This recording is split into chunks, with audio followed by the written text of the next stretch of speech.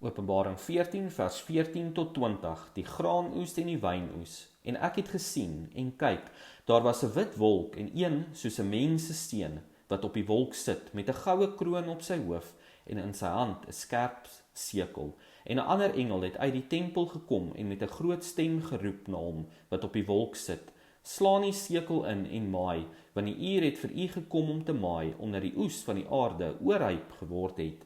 En hy wat op die wolk sit, het sy sekel oor die aarde laat gaan, en die aarde is afgemaai.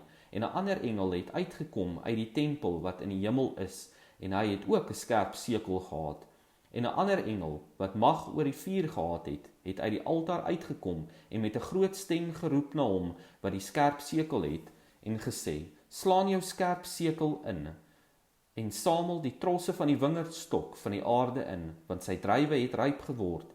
En die engel het sy sekel oor die aarde laat gaan, en die wingerdstok van die aarde afgeoes, en dit gegooi in die groot parskyp van die grimmigheid van God. En die parskyp is buitekant die stad getrap, en bloed het uit die parskyp gekom tot aan die tooms van die perde, 200 myl ver.